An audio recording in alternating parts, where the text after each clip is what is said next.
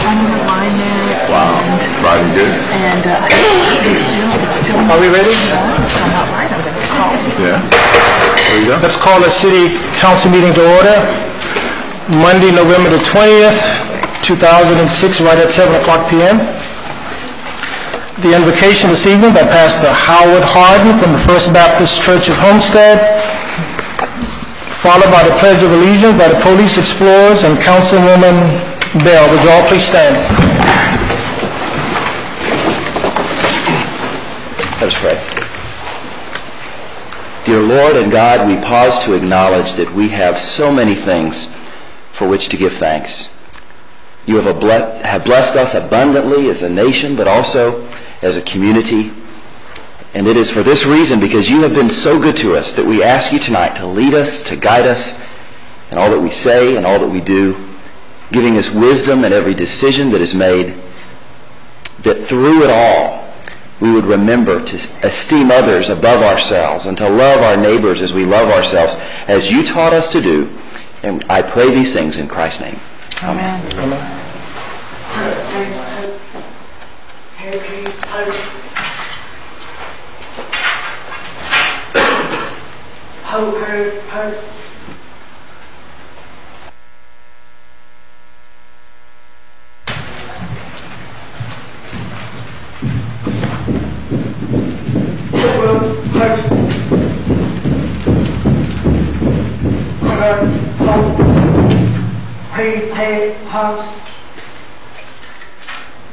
Please join with me as we salute this nation's flag. I pledge allegiance to the flag of the United States of America and to the republic for which it stands, one nation, under God, indivisible, with liberty and justice for all. You may be seated. Oh, just a minute, just a minute.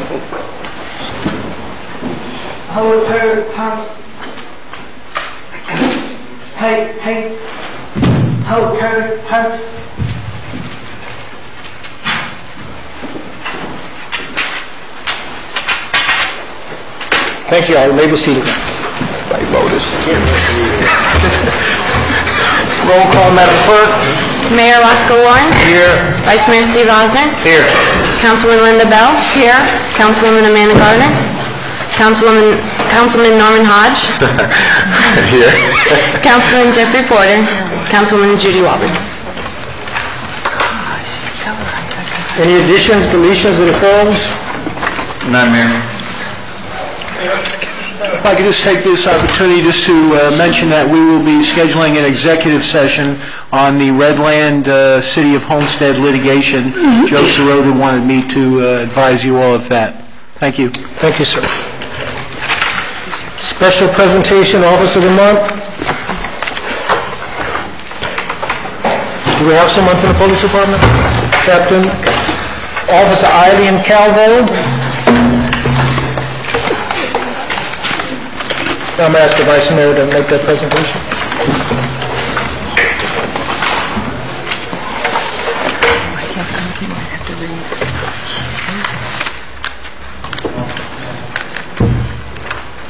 Mr. Mayor, how are you, sir?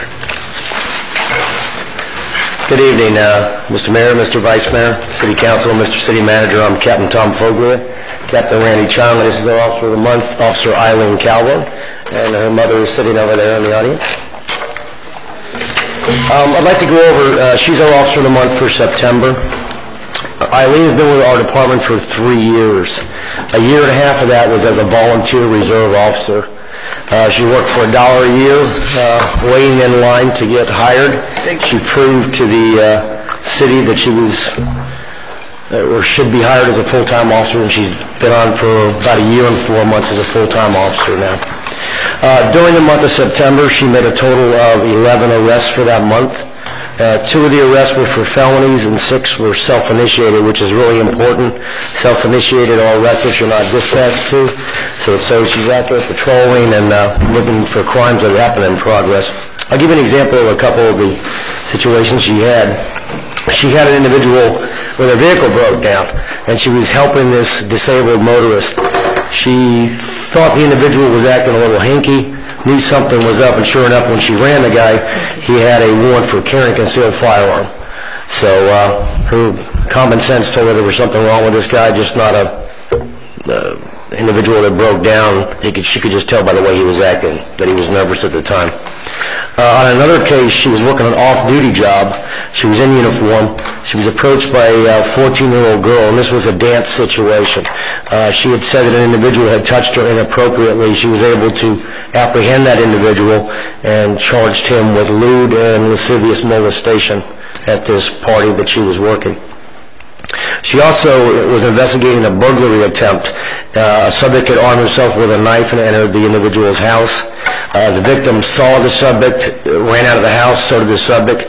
She was able to put a bolo out for the individual, set up a perimeter, and the individual was caught a short distance away, so that individual was arrested for burglary.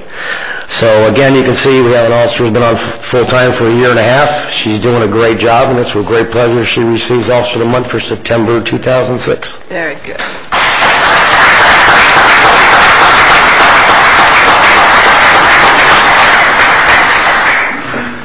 Well, Officer Calvo, on behalf of the community, not only do we want to congratulate you tonight, but more importantly, on behalf of the Mayor and Council and this entire community, we want to say thank you for your hard, loyal, and dedicated work and service that you provide to each and every one of us every day. And as a token of our gratitude, I'll present to you a plaque presented to you for being selected Officer of the Month for September 2006. Congratulations.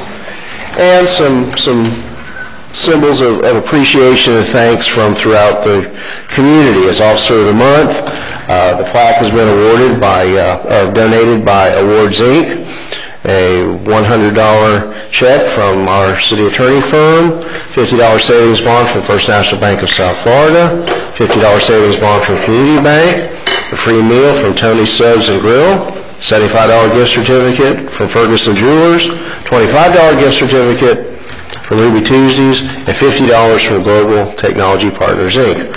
Also from Logos, a $50 gift certificate. And again, thank you, and please take a moment.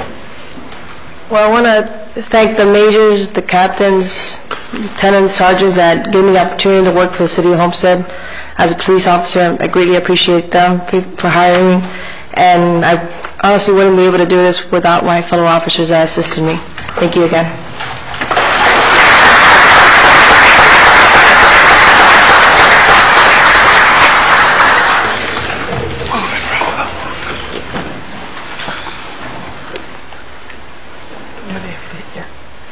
You're official tonight.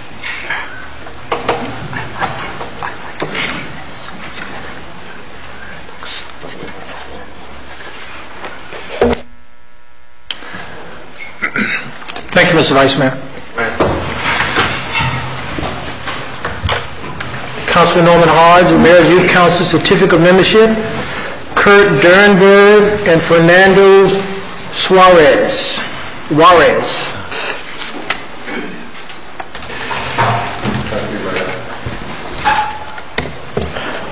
Thank you, Mayor. We have Fernando Juarez.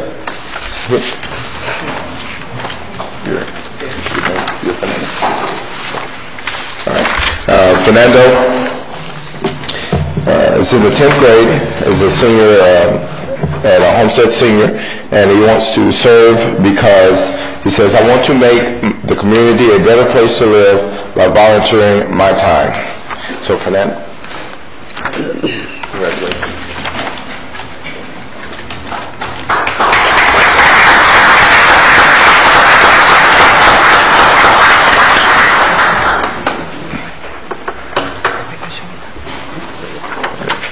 All right. And how about Kurt Dernberg? Is he here tonight? All right. Kurt's not here tonight, but and we'll give him his certificate at a later date.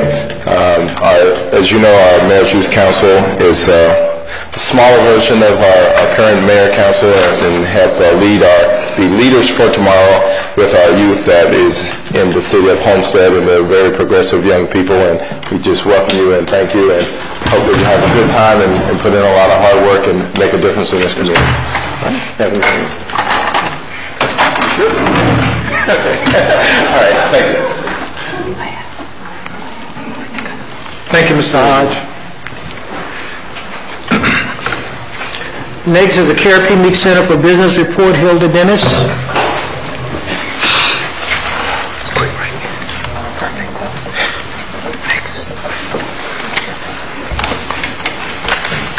Good evening.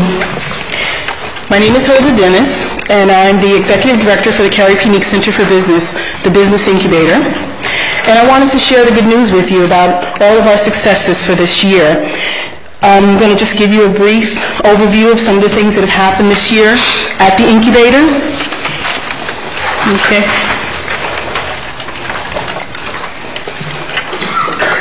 For those of you that are not familiar with incubation, incubation is affordable office space, shared services, business assistance, and access to capital resources. And our facility provides all of that to businesses inside of the incubator and those outside of the incubator also. 12 incubators started in the 80s, and over 1,000 incubators are in the U.S. today. 4,000 in the world, spread over 35 countries. And 38 incubators are in Florida. Only 3 are mixed-use incubators. The KRP Meek Center for Business is the only National Business Incubation Association recognized incubator in Miami-Dade County. 87% of incubator graduate companies are still in business, and 84% of the graduates remain in the same community. That's a return on investment of 400%.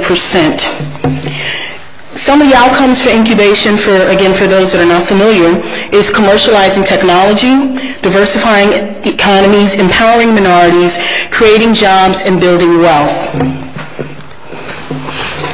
This year, our incubator has provided services to over 731 companies outside of the incubator. Normally, an incubator provides services only to the companies within the incubator, but in our situation it's different because we realize that there's no one else providing these business assistance services to our companies in the community. So we open our doors, and all of the services that we provide to our incubator clients, we provide the same services to businesses that come to our facility for free. We have had in total to date, 731 companies, as I said, have been assisted outside of the incubator. This year, 281 companies were assisted. 4 patent applications were submitted. 67 new full-time jobs were created by incubator clients. So I'm counting the clients that are in the incubator created 67 full-time jobs, not talking about the companies that we assisted and helped them to retain or create additional jobs. We're only talking about the ones in the incubator. We've raised $400,000 in private public capital. That's through agencies such as Axion, the Homestead and Florida City Neighborhood Assemblies with the Empowerment Trust, District 8-9 Mom and Pop Grants, various commercial banks, and angel investors. One of our clients, which I talk about him all the time, is Syntech Scientific, which has created a novel glucose monitoring device for diabetes. They have actually been contacted by some angel investors in Broward, and it looks wonderful for them soon to be taken over by a major company. We're hoping that that will be happening for them soon, and we'll be actually doing this and creating technology right here in Homestead. To date, we've provided 147 business seminars in partnership with the Florida Atlantic University SBDC, of which 1,002 people have attended. The KRP Meek Center for Business addresses the priority needs that are outlined in the Miami-Dade County 2003-2007 Consolidated Plan priorities: economic revitalization, economic opportunities for low and moderate income persons, and micro enterprise assistance. Thank you. Thank you, Hilda.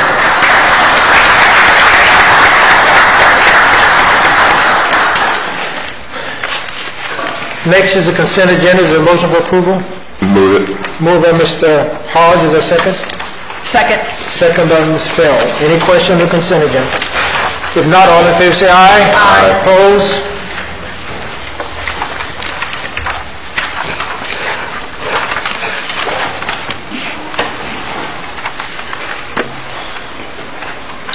Public hearing ordinance, land use items.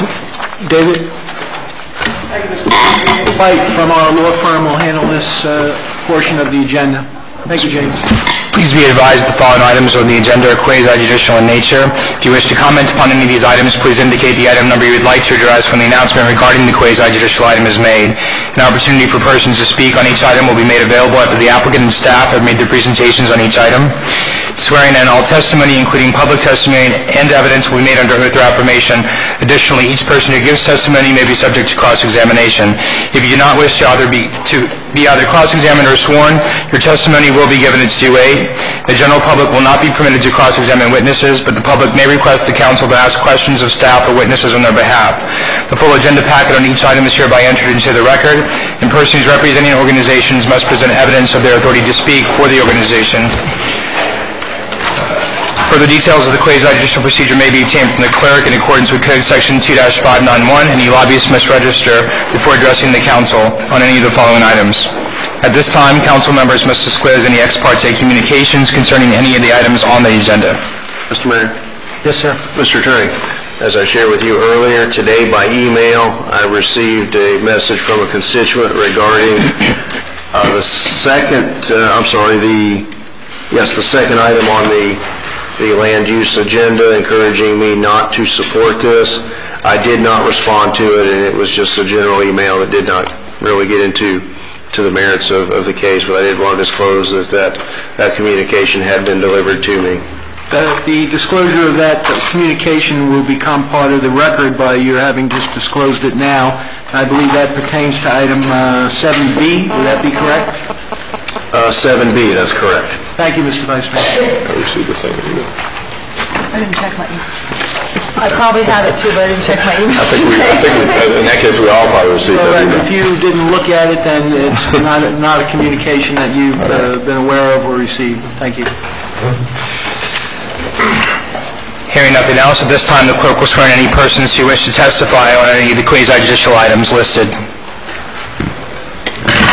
Please stand, raise your right hand, repeat after me. I state your name. Hereby swear and affirm that the information I present shall be the truth and nothing but the truth. So help me God. May you see. Mr. Mayor, if you would, we can just take a second to let the applicant set up their boards for you. Have you read it during the first reading? Yes. Is there a motion for approval? No. It hasn't been moved. I haven't read the title yet. Yes, okay. I just wanted to give them a second, so... Well, go ahead and read it, and we can move in a second, then we wait on it. It's the first reading of item 7A. It's an ordinance of the City of Homestead, Florida, approving a rezoning from B1 Restricted Retail Commercial District to B2 Commercial Retail Development District, providing for site plan approval, providing for tentative plat approval, and providing for approval of an application for special exception for the property located on the corner of 312th Street, Campbell Drive, and Southwest 162nd Avenue, and is legally described in Exhibit A, and providing for an effective date. This is first reading. Second. Moved by Councilwoman Bell, second by Councilman Hodge. Heartily moved. Any initial comments from council as they set up? I just want to say I'm glad I don't have to drive the Hialeah anymore. And while they're setting up, this is the first reading of this issue. Does anyone in the audience want to speak at this time? Anyone in the audience want to speak at this time on this issue? After the presentation?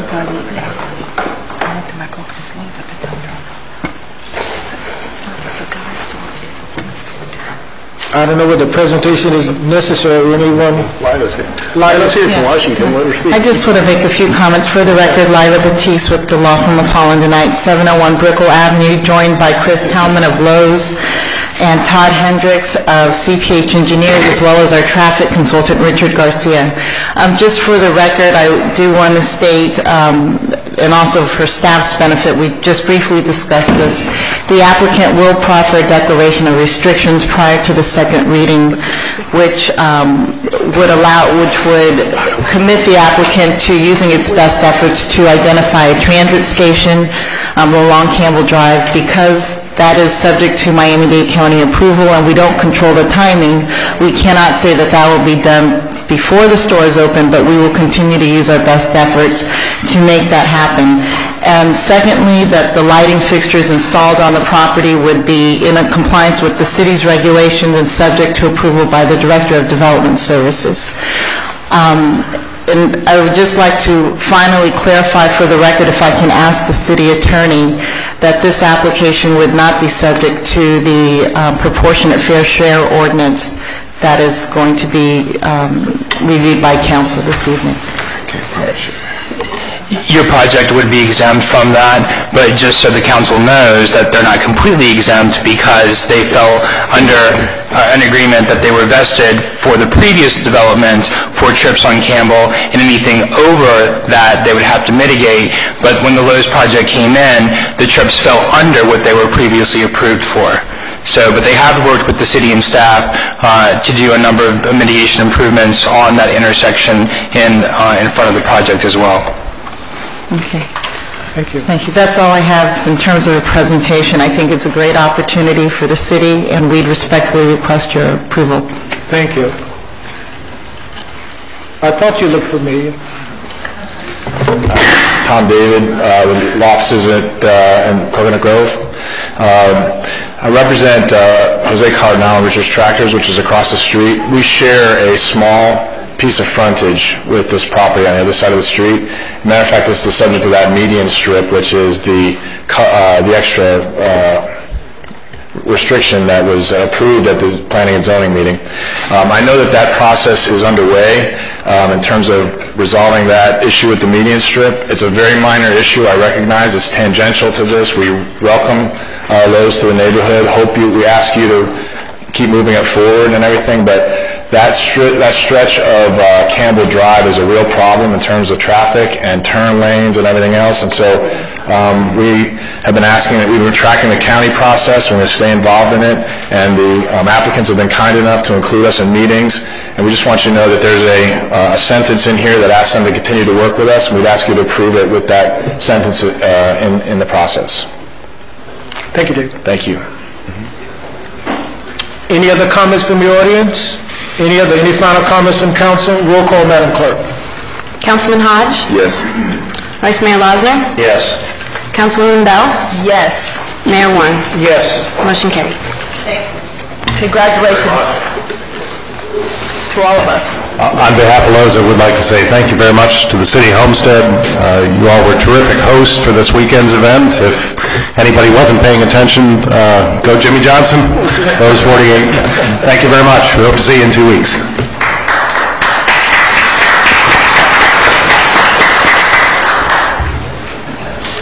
The next item on the agenda is item 7B. It's the first reading of an ordinance of the City of Homestead, Florida, approving an amendment to the Baywinds PUD Master Development Plan by modifying the mix of units, by increasing the number of single-family homes from 551 to 558, increasing the number of townhomes from 422 to 515, and eliminating all 150 multifamily garden villas for an approximately 189.9-acre site located on west of Southwest 142nd Avenue, east of Southwest 147th Avenue, north of Southwest 328th Street, North Campbell Drive, and south of the C-103 Canal, as legally described in Exhibit A, and providing for an effective date. This is first reading. I'll move it, Mayor. Second. Moved by Councilwoman Bell, second by Councilman Hodge. Any initial comments from council? Mayor, one question. Mr. Vice Mayor, and then Mr. Hodge. I just want to point out, for those who may have concerns about the numbers and the scope of this, in refreshing my memory here in our agenda package, this was initially approved as a done deal almost 2.5 years ago. And what's important to note is that what's being requested tonight results in an overall reduction from the project that was approved 2.5 years ago of 50 units. And it seems that some of the smaller, lower-end product, if you will, is what's being removed from this project and being rolled over into predominantly the townhouse. And that's just important to be mindful of. This is not a new approval. This is just an adjustment of approval from long ago. Thank you, Mayor. Thank you, Mr. Vice Mayor. Mr. Hodge? Thank you, Mayor. Mr. Lawson did bring out the advantage of this approval tonight is we're coming out with a net in the minus and not in the plus. Thank you, Mayor. Thank you, Mr. Hodge. Mayor. Ms. Bell? Thank you. Yes, when I read this, it also brought a smile to my face, and I'm curious as to the net reduction of 50 units. I think it's refreshing. As a matter of fact, if the villas are going away and the single-family homes are increasing, that's very encouraging to me. And I'm curious, is it the market? Is it the market that did it? Is it because of the frontage? You know, overall you get bigger yards. I mean, I'm just curious. I'm very pleased with this. So it's absolutely pleased with this, but I was curious as to the motivation behind it. Dick Coker representing the applicant. Yeah, it was a combination of things. First of all, it was the market with respect to the types of units. With respect to the changes of the number of units within the pods, it was, when you get a master plan approved, right. you haven't really engineered it perfectly. As you go through the site planning and planning process, you're engineering the pods, which cause some shifting in the site plan. So you'll see the market dictates this, and the shapes of the pods were more defined through engineering. Thank you. I think it was very wise. I think it was a very wise move. Thank you very much. Thank you. Thank you, Councilwoman Bell. Any comments from the audience? Any comments from the audience? If not, I'll close the public hearing and ask for a roll call vote. Vice Mayor Losner? Yes. Councilwoman Bell? Yes. Councilman Hodge? Yes. Mayor Warren? Yes. Motion carried. That concludes your quasi-judicial agenda. Moving on to your legislative matters agenda. Item 8A is the second reading of an ordinance of the City of Homestead, Florida, amending Chapter 1.5, Adequate Public Facilities of the Code of Ordinances by amending Sections 1.5-1 through 1.5-7, including adopting a proportionate fair share mitigation program, the option for mitigating the traffic impacts of development in the city, by deleting Section 1.5-9, effective date, providing for severability, providing for inclusion in the code, providing for conflicts, and providing for an effective date. This is second reading. I'll move it, Mayor. Moved by Councilwoman Bell, second by Councilman Hodge. Yes. Staff would like to point out a few minor changes since your CAL meeting. If I could go through those with you for just a moment. If you look on page 6, paragraph number 3, which is right below the chart, where it says 5 years, the minimum horizon for forecasting traffic shall be 5 years. That should be changed to 1 year. And then the remainder of the sentence, after the first sentence, however, if the project is built in phases, the horizon will project traffic to be built out during the last 5 years. That needs to be changed so it says, however, if the project is built in phases, the horizon shall be 1 year from the final phase opening date. So the 1 year is more in sync and in line with what the statutory provision is for concurrency versus the 5 years. And that's from your traffic consultant earlier today. So that change would like to be noted and for you all to change the 5 years to 1 year. Mr. Mayor? Mr. Vice Mayor? Yeah, and it would seem to me that those changes are very significant in that it would take the burden of long-range forecasting, the expense of long-range forecasting, from a small project, but keep the large projects that are phased in over many, many years that would require them to in theory, I guess, in traffic theory, stay in sync with everything else that's going on. I think most importantly for the smaller end, I think this makes it from a cost burden far more equitable. So, thank you. Thank you, Mr. Vice Mayor. And then there's one other minor change. If you look on page 12, on page 12, paragraph number 2, where it's impact fees, use charges, transportation, proportionate fare, mitigation fees. Currently, it reads, all applicable fees shall be paid to the city in the amount due prior to the issuance of the final development order or the certificate of concurrency compliance. And upon discussing with your city manager's office today, that language should be changed to delete any reference to the final local development order. So it should read that the fees would have to be paid prior to the certificate of concurrency compliance. Right. Okay. That would have been your page 13. Sherry was showing my copy is different from your copy. I was asking about the appeal process with the committee of the whole. Did that kind of reflect what the council was concerned about? In regards to the... Yeah, I think we had talked about the extension, of providing for an extension as well. And if you'll notice, I guess it must be your page 13. If you look at paragraph number 4, the expiration, on the very bottom of that, it says, however, in such cases where the applicant can demonstrate and present reasonable evidence that the development has encountered unforeseen difficulties beyond the control of the applicant, the city manager may grant 1 6-month extension to the certificate of concurrency compliance. And that was pursuant to what you all had requested at first reading and also at the COW as well. Well, we have a motion and a second. Any comments from the audience? Any comments?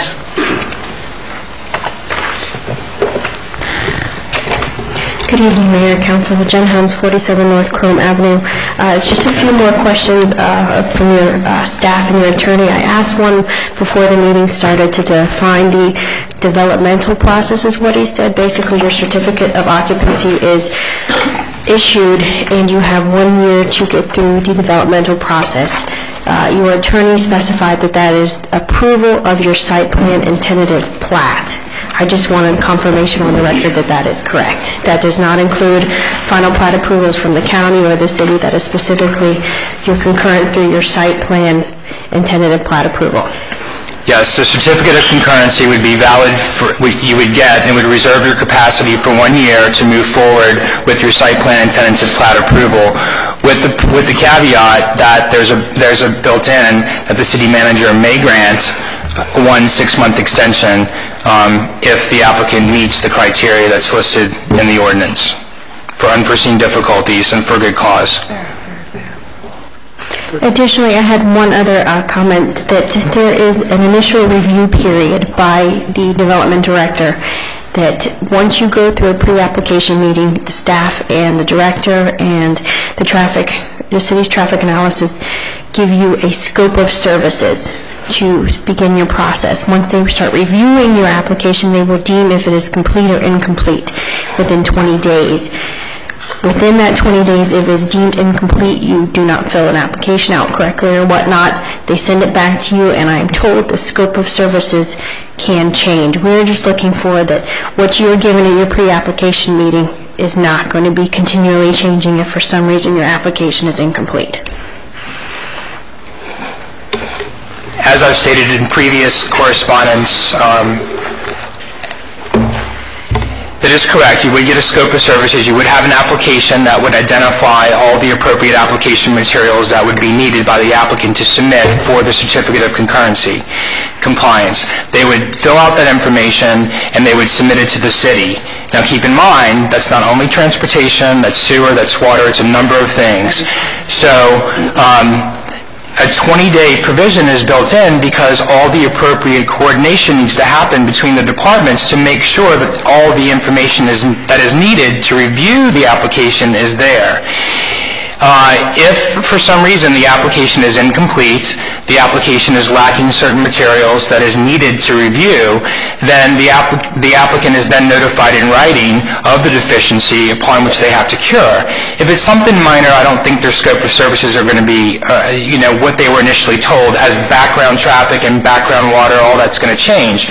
But if it's something significant and the applicant needs to go back and needs to recalculate some traffic counts or do something, then you've got to think, people are coming online, grabbing up that capacity and grabbing up that the committed as background traffic.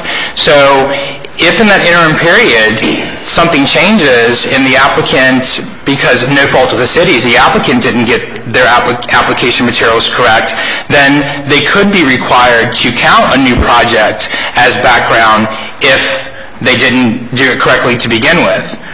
Now, once the application is determined complete, the city's not going to say, hey, you've got to now add X, Y, and Z. You would then be I don't want to say grandfathered, but that would be it. You wouldn't be required to amend your application materials any further. It would be based upon what was viewed as committed traffic, what was in the concurrency system at that point. So in the interim period before the application is determined complete, things could change if you don't submit the correct information, but afterwards they wouldn't change. And I've discussed with your staff, and I just don't know of any other answer to give the development community at this point. I mean, because you could have someone submit an application, go through a pre-application with your staff. This is what we have in our system right now. They submit the information, and for some reason they didn't submit the correct information. They may have to go away for 3 or 4 weeks or a month to correct it, and then come back in. And by that time, you may have a DDR, or you may have somebody else on site who might have eaten some of that capacity up. So it's a numbers game at this point as it becomes much more of a significant crunch time, and your capacity is eaten up on a much quicker basis. So I just would like to point that out to you, and it's completely up to you to make the determination, but the way it's written right now and the way the application is set up, that's how it will ultimately play out in the development. And we understand that. We are not trying to get around making up the numbers. Mistakes happen, and obviously with this new plan, we're just trying to make sure that everything is taken care of appropriately, but we just want to make sure that when that pre-submittal meeting, what we are given, if a human error does occur, that we are not penalized for a slight human error or whatnot further down the road, and consistently changing the process. Well, I'm hearing now if it's an error on the city part, we won't penalize development community for that error, is what I'm hearing. If they follow through on your instructions, submit all the requirements, No problem. and if we make an error on our side, we will not penalize you for that. I also want to point out and be clear, too, that, coming in for a pre-application meeting to determine what you need to submit and what the background information is currently in our system with you, but then you can't go away and then inspect 2 months to come back with the application and expect that the numbers haven't changed. I mean, it needs to be within a reasonable time frame upon which you come in for the application and you submit the materials. But if you come in and then 2.5 or 2 months later you're submitting application materials, the numbers will change. There's no question. Things are just moving too fast, and too many projects are coming online that are eating up the capacity. So if what you thought were the scope of services 2 months, and then you're submitting your application 2 months later, I would suggest that you probably come in for another pre-application meeting or talk with the city and get the final concurrency numbers before you actually run your numbers and submit the application material. Mayor. The Mayor and Council, just to add to what James said, I mean, he very well explained the intentions behind the timing, and this is really why we came up also with the 20 days for staff, because we didn't want to also sit on it for a while or be too busy and then a month or 2 months later answer them and things change. So we said we don't want it to be beyond 20 days. The goal is to really do it in a shorter time frame, but not to go beyond 20 days, so we will be timely. Okay. Mayor? Councilman Bell? Thank you. Yeah, I think it's fair. I think it's very fair the way it's written, and I think the intention's fair, and I think that locking us in on a 20-day, reverts to the responsibility on us as well. So I do think this is very fair. It's very fairly written as well. So I hope that alleviates most of your, or all of your questions or concerns, because I think it is very fairly written, especially with the additional 6 months that was given, the 20 days. I think it's very appropriate, and I think it's very fair, and I hope it does alleviate your concerns. It alleviates some of them, yes, but there's just, I believe it was 20 days for review and then an additional 20 days to respond was what they put in their code. So it could be up to 40 days if we are deemed incomplete. Let me just be clear. The way it's written right now, it's 20 days. If you look on your page 12, which is the application under item C1A is the application, C1B, basically it's 20 days to make the determination that the application is complete. Then once the application is deemed complete, the city has up to 60 days to render a decision on the certificate of concurrency. Now, Right, and they will have already been complete. it depends on the complexity of the project of how long it's going to take to get the certificate of concurrency, because it's got to be transportation, sewer, and water. If it's a minor project, maybe it won't take very long. If it's a big project, like a Lowe's or a DDR or something big, then it might take the full 60 days. But there's just a level of uncertainty at this point because we don't know, and so the 60 days was put in to at least give the city the opportunity to see how the coordination and the review process is going to turn out. And if we need to come back and amend that day, we can come back and do it. But for right now, it's the 20 days for the initial complete review. Then once it's complete, it's a 60-day window upon which to make the concurrency determination. It's just that on page 22, it does say 20 days for review and then 20 days for notification to the applicant. We're just trying to cover that what we go in for is not always changing. I understand that the city is a changing entity. You just want to make sure that we can get done what needs to be done for your purposes. So thank you. Thank you. Any other comments? Yeah. 1441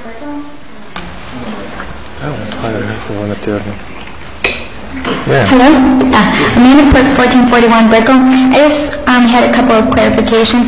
I think that the comment that was previously made was that any payment of a fee would be due prior to or upon issuance of the certificate of concurrency compliance.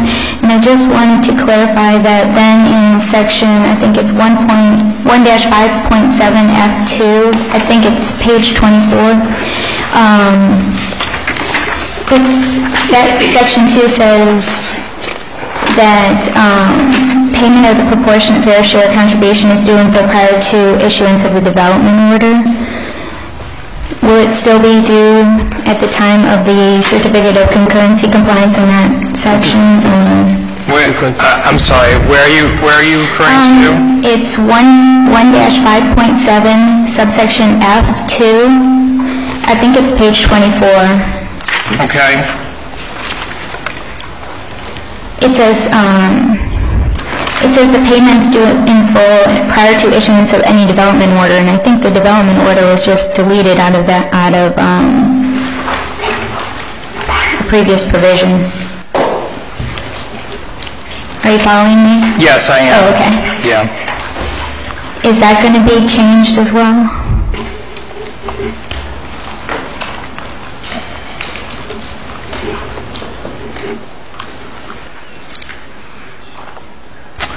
I don't think so. Well, I think we probably should change that to say certificate of concurrency, because that's the point at which you would be entering into an agreement. I mean, if you don't meet concurrency, then you're going to be triggered to do some type of mitigation that's going to trigger you into a proportionate fair share agreement. So that language should probably be changed to say payment of a proportionate fair share contribution is due in full prior to the issuance of the certificate. That's still consistent then. It can be read consistently with subsection 3, which says that developer improvements authorized can be completed prior to issuance of the building permit or CO, recognizing the timing of the projects. Which section? Subsection 3 on the same page.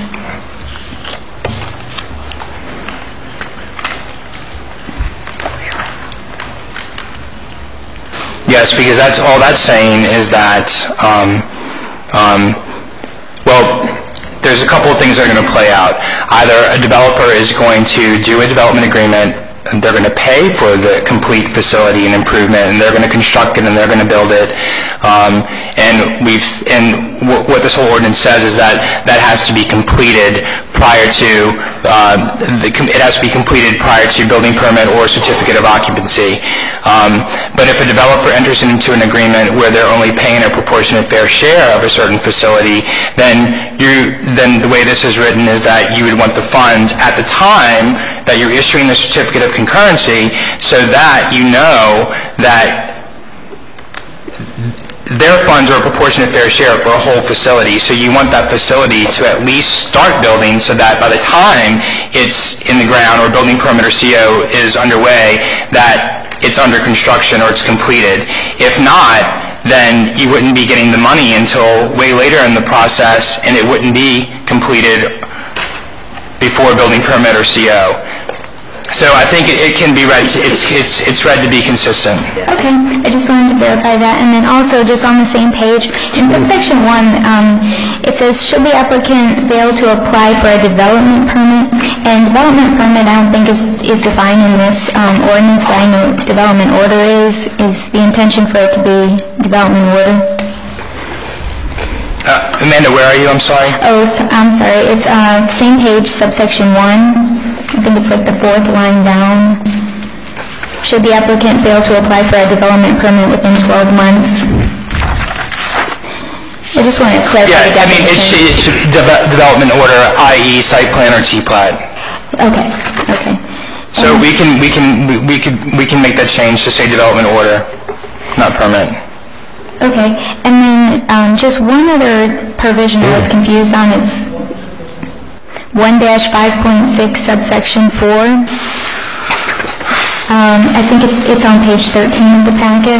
And it says that the development order, let's see, a certificate of concurrency compliance shall expire when the development order for which it was obtained expires. To be honest, I'm just kind of confused because I know that you apply it at T-plat. What is the development order that's expired? A certificate of concurrency compliance shall expire when the development order for which it was obtained expires, provided that no expiration for development order is applicable. The certificate shall expire within 1 year. So all of the site plans expire with 1 year with 2 6-month extensions, and so they're basically the same. Okay. So if say, for instance, if the site plan or the T-plat might be for longer than a year, then I'd say it would expire in a year, 0.5, then it would be good for a year, 0.5. But if not, you default back to the 1 year provision. That's all I have. Thank you very much. Thank you. Ms. Vice Mayor? Any further comments?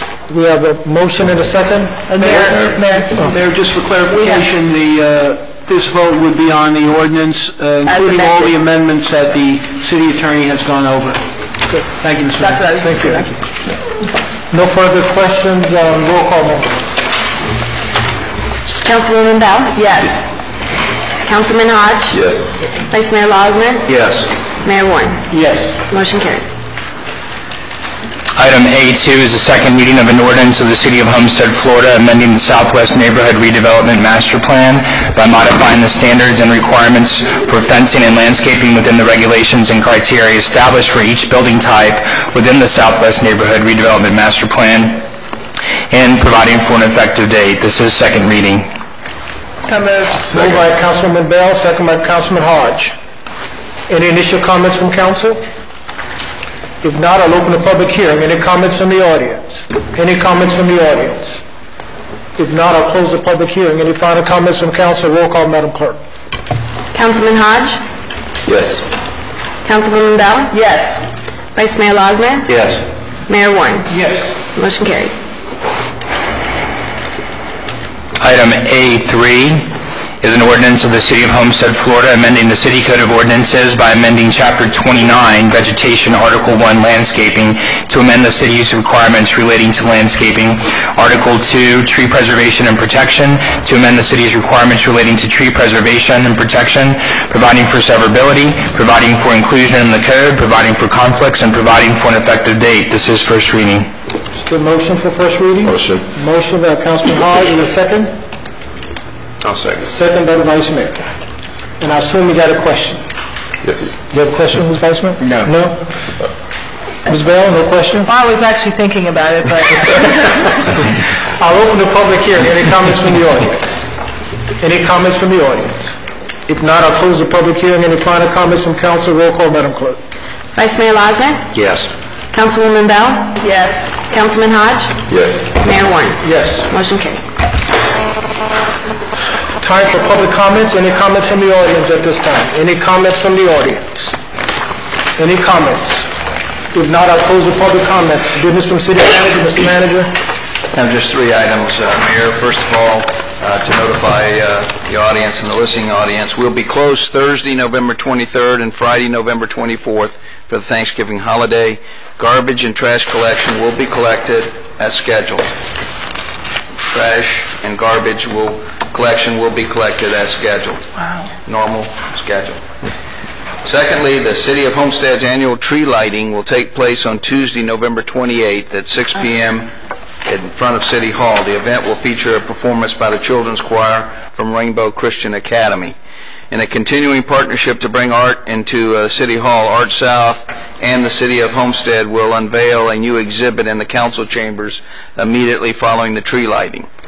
And then the Committee of the Whole will immediately follow that. Committee of the Whole meeting will follow that. Third item, the city's 3rd annual Breakfast with Santa will take place on Saturday, December 16th at Harrisfield Pavilion, Barn Pavilion, located at 1034 Northeast 8th Street. The breakfast will begin at 9 a.m. and is open to children ages 12 and under and their parents. Space is limited, so register early, and you may pre-register at the Parks and Recreation Office located at 350 Southeast 6th Avenue. You can call Parks at 224-4580. That's 305-224-4580 for more information on this event. That's all I have, Mayor. Thank you, Mr. Manager. Councilman Bell. Thank you, Mayor. First of all, I want to congratulate the city, the police officers, and all the departments on a great race weekend. How we managed the 80,000 or so people that came into our city for 3 days. It was amazing, and the traffic was it was fairly smooth, and it was pretty amazing. So I want to compliment the city. Everybody that was involved just did really a fabulous job. Also, the mayor, Norman, and I attended a signing ceremony for our new sister city in Haiti, with the Consul General signing on behalf of the mayor. So I thought that was really quite interesting. I also attended the trade forum put on by Vision Council concerning the foreign trade zone, and that was pretty interesting. I learned quite a few new things. And this past Thursday at Miami-Dade College, we had an insurance symposium basically discussing the insurance problems in the state of Florida and what it's doing to homeowner cost, in addition to taxes and in addition to the the escalation of the prices of homes is the severe problem of insurance cost.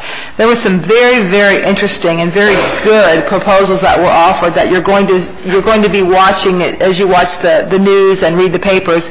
You're going to see some action legislatively, so please pay attention. There were some very, very good suggestions along the line of citizens, along the line of a nationwide answer, just some really good options out there. So we will be working with our legislative contingency on some relief for our City of Homestead taxpayers and insured. It is getting to the point where people can afford their house payment, but they can't afford their insurance. So we have a real crisis on our hands throughout the entire state of Florida, but very specifically to the South Dade County area. So we really will be working on that with our legislative contingency in Tallahassee. I wanted to compliment the city as well and the Military Affairs Committee of the Chamber of Commerce on a wonderful Veterans Day parade. It is just one of the best parades, and the fact that we as a city, Homestead, still have our parades, our rodeo parade and our Veterans Day parade, and it's just a really great event. And literally thousands of people and their children line the streets, of course, not just for their patriotism, but to get candy thrown at them as well, with the kids running. So, but it's a thrill, and it's a wonderful thing, and I'm really glad that the city does that. And also, the Senior Citizen Center had a wonderful Thanksgiving celebration already a little bit early, and we attended, and it was very nice. And so I wanted to compliment the staff at the Senior Center over on Chrome. So congratulations to them. And also I want to wish every one of you a very, very happy and blessed Thanksgiving. Thank you, Mayor. Thank you, Councilman Bell. Councilman Hodge. Thank you, Mayor. Just want to say happy Thanksgiving. I said it all for him. Thank you. Mr. Vice Mayor. Thank you, Mayor. Many times over the years I've been here, I've spoken in terms of the people who are the gems or the treasures of our community. And I wanted tonight to commend and recognize one of those gems and treasures where I've had the opportunity over the past few months to see the difference that he really makes in the lives of middle school students. And that's the Homestead Middle School Director, Eugene Timmons, who's no stranger to most of us. And I think it speaks well of his ability and what he does with those young men and women. They not only marched in the Homestead Veterans Day Parade, they were invited to march in the Miami International Book Fair Parade. They were just in the Falls Christmas Parade. We'll be taking part in the Junior Orange Bowl Parade this year, and next year they are on the way to marching in the Macy's Thanksgiving Day Parade in New York City, and I am hopeful that we'll recognize them long before that, and that we as a community can assist them in their quest to travel to New York City. And Mr. Timmons, I think, needs that recommendation. I want to commend him and thank him for the job that he does with the young men and women in our community every day.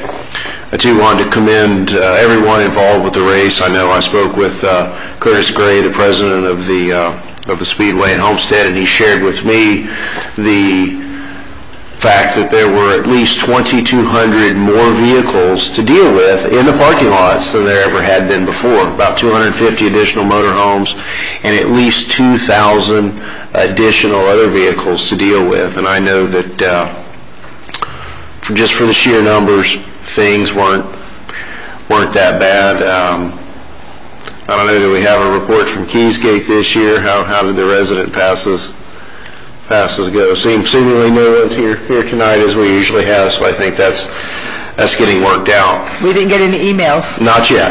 Not yet.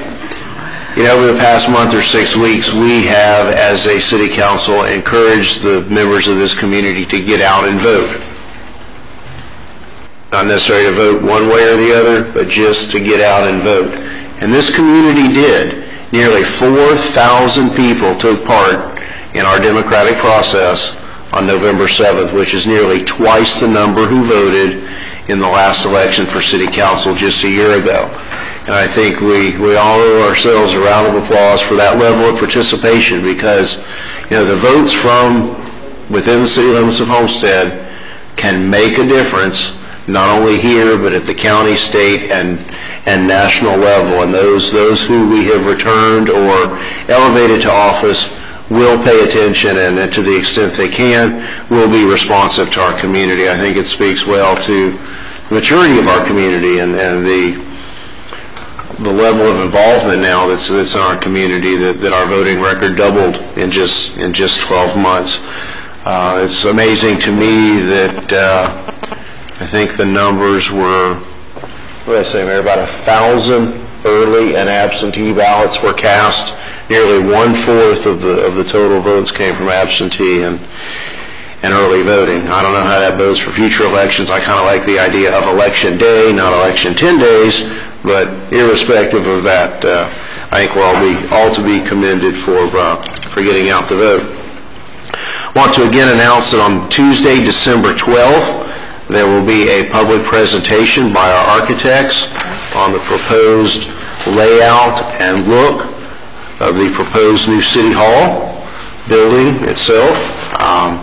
At that time, we will take as long and as long as we need and as many public comments on the building as is necessary. We promised throughout the process that we would do that, and that is the